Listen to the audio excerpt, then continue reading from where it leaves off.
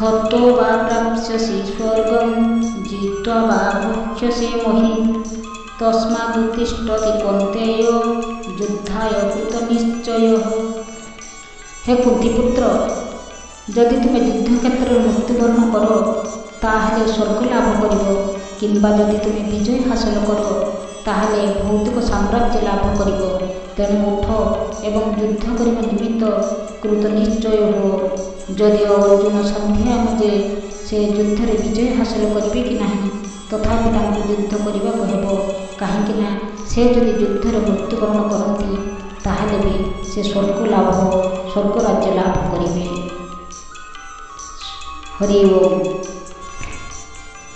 कृष्णाय वासुदेवाय हरे परमात्मने प्रणते क्लेशनाशाय गोविन्दाय नमो नमः। यदृच्छया च उपपन्नं स्वर्गद्वारम् अवावृतं सुखिनः क्षत्रियाः पार्थ लभन्ते युद्धमीदृशम्। हे पार्थ, जो क्षत्रिय माने एक प्रकार धर्मयुद्धर सुविधा पाती, अर्थात आपे आपे सेमानक पाखरे आसी युद्ध उपस्थित हुए एवं सेमानक पई स्वर्गर द्वार उन्मुक्त कर दिए, सेमाने अत्यंत सुखी अटंती। अर्जुन कहिले, ए युद्धे मु किछि भल देखि पारु नाही, यह नियत नरकवास ही हेब। वर्तमान एठारे भगवान श्रीकृष्ण परम गुरु हिसाब से अर्जुनकर ए प्रकार मनोवृत्ति को निंदा करुछंती। अर्जुन जे एकथा गुड़िक कहले ताहा तांकर अज्ञात ही अटे। तांकर कर्तव्य संपादन में से अहिंसा आचरण करने को इच्छा कले। युद्ध क्षेत्र में उपस्थित होई क्षत्रिय अहिंसा आचरण करिबो, यह मूर्खामी अटे। क्षत्रियर धर्म है समस्त प्रकार उपद्रवरू लोक मानक रक्षा करने एवं से शांति श्रृंखला निमित्त आवश्यक क्षेत्र में ताकू हिंसा आचरण करने पड़ो। से शत्रु राजा मानकर सैन्य सामंत मानक जिणवा पड़ो एवं यही प्रकार धर्मनीति में प्रतिष्ठित होई से यही पृथ्वी को शासन करने उचित। सबु दिगरू विचार कले देखा जे अर्जुन पक्षरे युद्ध विरत होबार कौन कारण नहीं। जदि से तांकर शत्रु मानक ऊपर विजय हासिल करती ताहले से राजभोग करेंगे एवं से जदि युद्ध में मृत्युवरण करती ताहले से स्वर्ग प्राप्त हेबे। एथिपाई द्वार उन्मुक्त हो रही। जेकोसी दिगरू विचार कले भी युद्ध तांको पक्षरे कल्याणकारी अटे, मंगलमय अटे।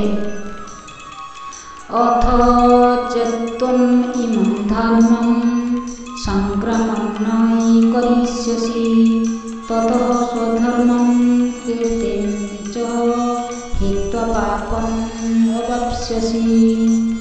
यदि तुम्हें धर्म युद्ध न कर ताहले तुम्हें निश्चय कर्तव्यर अवहेला प्रदर्शन जो पाप ही अर्जन करिब एवं एतद्वारा तुमर योद्धा हिसाब रे जो ख्याति अच्छी सेतक तुम्हें हराइब। अर्जुन जन विशिष्ट योद्धा थिले एवं शिवंक समते अनेक विशिष्ट देवतांक सह युद्ध करी यशकीर्ति हासिल करथिले।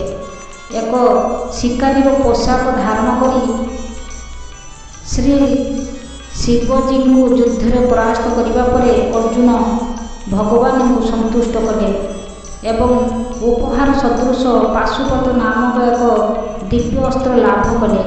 समस्ते एक जानती जे से जन प्रसिद्ध योद्धा। एपरिकी द्रोणाचार्य तांको बर प्रदान करिसेंती एवं तांको एक स्वतंत्र अस्त्र प्रदान करिसेंती जहाँ साहाय्य से तांकर गुरु को मध्य बद्ध करिपरिबे। एहिपरि भाव में से स्वर्गर राजा इंद्रंक समते अनेक विशिष्ट अधिकारी युद्ध विद्या विशारद प्रमाणपत्र मान लाभ करिसेंती। किंतु से जदि वर्तमान ये युद्ध को त्याग करती ताहले एतद्वारा से जे केवल क्षत्रिय हिसाब से निजर कर्तव्य अवहेला प्रदर्शन कले ताहा नुहे, से मध्य तांकर यशकीर्ति सुनाम हराइबे एवं ଏହିପରି ଭାବରେ ନର୍କକୁ ରାସ୍ତା ସଫା କରିନେବେ। ଅନ୍ୟ କଥାରେ ଏହା ହିଁ କୁହାଯାଇପାରେ ଯେ ସେ ଯୁଦ୍ଧ କଲେ ନର୍କକୁ ଯିବେ ନାହିଁ, ବରଂ ଯୁଦ୍ଧ ନ କରିବା ଦ୍ୱାରା ନର୍କକୁ ଯିବେ। ଅକୀର୍ତ୍ତିଂ ଚାପି ଭୂତାନି କଥୟିଷ୍ୟନ୍ତି ତେ ଅବ୍ୟୟଂ ସମ୍ଭାବିତସ୍ୟ ଚାକୀର୍ତ୍ତରଃ ମରଣାତ୍ ଅତିରିଚ୍ୟତେ। ଲୋକମାନେ ବରାବର ତୁମର କଳଙ୍କ ରଚନା କରିବେ। ଯେଉଁ ଲୋକ ବରାବର ସମ୍ମାନ ଲାଭ କରି ଆସିଅଛି ତା ପକ୍ଷରେ ଅପଯଶ ବା ନିନ୍ଦା ମରଣକୁ ବଳି ପଡ଼ିବ। ଭଗବାନ ଶ୍ରୀକୃଷ୍ଣ ବର୍ତ୍ତମାନ ଅର୍ଜୁନଙ୍କୁ ବନ୍ଧୁ ବା ସଖା ହିସାବରେ ତଥା ଦାର୍ଶନିକ ହିସାବରେ ଅର୍ଜୁନଙ୍କର ଯୁଦ୍ଧ ନ କରିବାର ନିଷ୍ପତ୍ତି ଉପରେ ତାଙ୍କର ଶେଷ ବିଚାର ଦେଇଛନ୍ତି। ଭଗବାନ କହିଲେ, ହେ ଅର୍ଜୁନ, ତୁମେ ଯଦି ଯୁଦ୍ଧକ୍ଷେତ୍ର ତ୍ୟାଗ କରିଯାଅ ଲୋକମାନେ ତୁମକୁ ଭୀରୁ ବୋଲି କହିବେ। ଯଦି ତୁମେ ଭାବୁଥାଅ ଯେ ଲୋକମାନେ ବରଂ ନିନ୍ଦା କରନ୍ତୁ, ତୁମେ ଯୁଦ୍ଧକ୍ଷେତ୍ରରୁ ପଳାୟନ କରି ଜୀବନ ବଞ୍ଚାଇବ, ତଥାପି ମୋର ଉପଦେଶ, ତୁମେ ଯୁଦ୍ଧକ୍ଷେତ୍ରରୁ ପଳାଇ ନ ଯାଇ ଏଠାରେ ମୃତ୍ୟୁବରଣ କରିବା ଶ୍ରେୟସ୍କର। ତୁମ ପରି ଜଣେ ସମ୍ମାନୀୟ ବ୍ୟକ୍ତି ପକ୍ଷରେ ଅପଯଶ ବା ନିନ୍ଦା ମରଣଠାରୁ ବଳି ପଡ଼ିବ। ତେଣୁ ତୁମେ ମୃତ୍ୟୁ ଭୟରେ ପଳାଇ ଯିବା ଉଚିତ ନୁହେଁ, ବରଂ ଯୁଦ୍ଧରେ ମୃତ୍ୟୁବରଣ କରିବା ଉଚିତ। ଏତଦ୍ଦ୍ୱାରା ତୁମେ ମୋର ବନ୍ଧୁ ବା ସଖା ହୋଇଥିବାରୁ ଯେଉଁ ନିନ୍ଦା ଶୁଣିବ ସେଥିରୁ ରକ୍ଷା ପାଇବ ଏବଂ ସମାଜରେ ତୁମର ଯେଉଁ ମାନ ସମ୍ମାନ ଅଛି ତାହା ମଧ୍ୟ ହରାଇବ ନାହିଁ। ତେଣୁ ଭଗବାନଙ୍କର ଅର୍ଜୁନଙ୍କ ପ୍ରତି ଶେଷ ନିଷ୍ପତ୍ତି ହେଲା ପଳାୟନ ନ ଯାଇ ବରଂ ଯୁଦ୍ଧରେ ପ୍ରାଣତ୍ୟାଗ କରିବା ଉଚିତ। ହରେ କୃଷ୍ଣ। ଓମ୍ ନମୋ ଭଗବତେ ବାସୁଦେବାୟ।